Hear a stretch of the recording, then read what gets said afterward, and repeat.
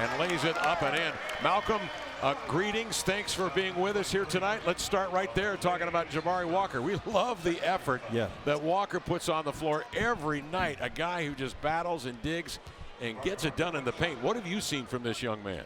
Man, he's been incredibly focused this season.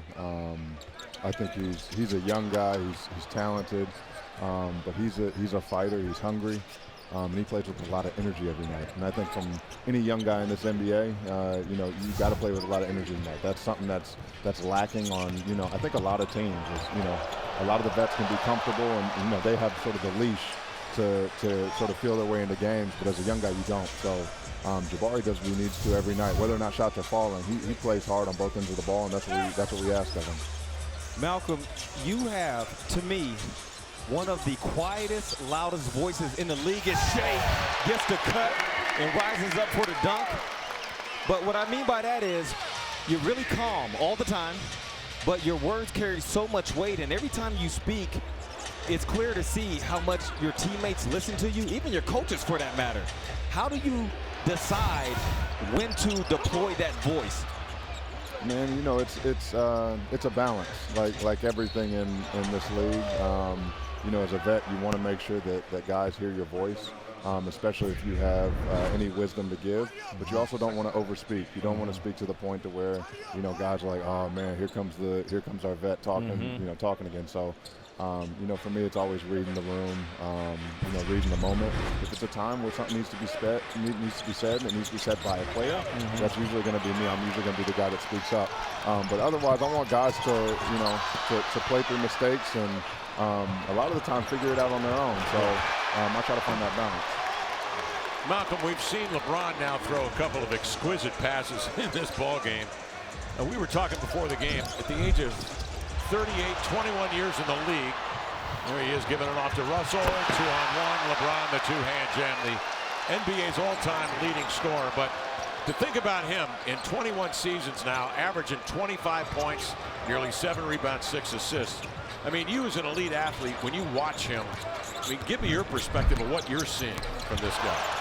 You know, he's different, to say the least. You know, he's in that conversation for being the greatest ever to pick up a basketball.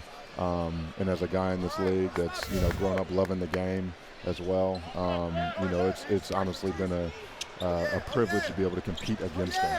To be able to say I played, you know, against LeBron for, you know, however so many years. It's been a privilege. So just, you know, honestly admiring his you know, his skill, his IQ, the way he carries himself, the things he does off the court. I think he is the epitome of the whole package. Is there any moment that you can recall when you're playing him head-to-head, your two ball clubs? You know, there's actually a moment in Milwaukee my first year. I was driving to the rim. I didn't think he thought I was going to dunk it. And I reverse dunked it, and him jumping up and trying to block it. If I was a second late, he would have put me on the ground and blocked my shot. But that's something that sticks out to me, man, because he's an amazing player. Did you hear from a bunch of friends, family after that play happened? I did. And I remember telling them, look, guys, enjoy this. This is never going to happen again. What about your injury? How you coming along? Any sense of a timeline you can let us in on? I'm doing great. I'm honestly getting very, very close. You know, we're hopeful in the next game or two, to be honest.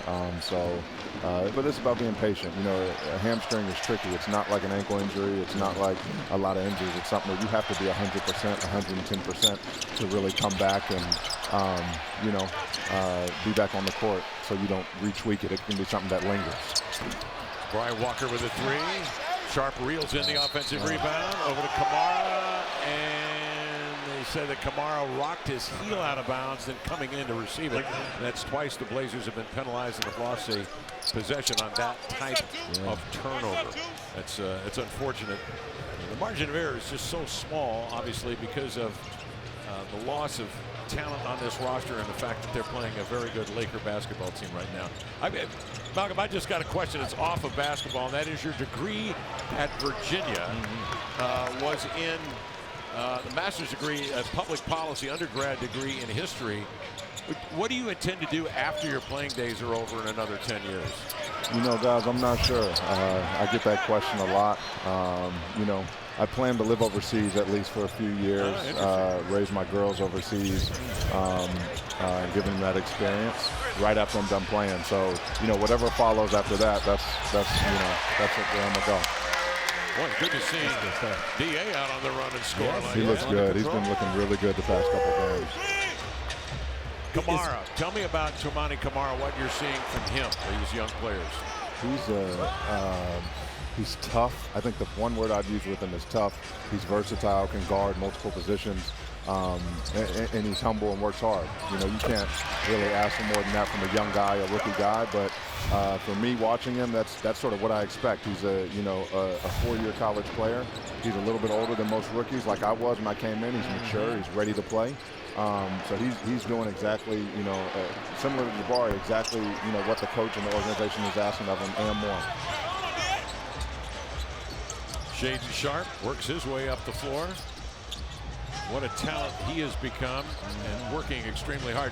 Rodney Billups told Brooke in the interview before the ball game, he's a guy that comes into the gym. He loves to work late. Comes in at 9 o'clock after a regular practice to shoot around and work in the PF. Ball finds him here on the defensive end. He'll survey up the floor. Hitch step, dribble drive. Explodes to the cup, goes right in. AD and laid it up and in. And that's 1,000 points for his career. What a way to get it. Using his explosion that makes him an elite level athlete on a hesitation, a stop and go, and a finish. Wow. His vet, Malcolm Brogdon, is watching alongside him on the bench. Hey, Malcolm, you sound real good here on TV, but we'd like to see you out on the floor soon, indeed. my friend. Guys, I appreciate that. I'll be out here soon. All right. Solid vet, Malcolm Brogdon. Lucky to have him here in Portland.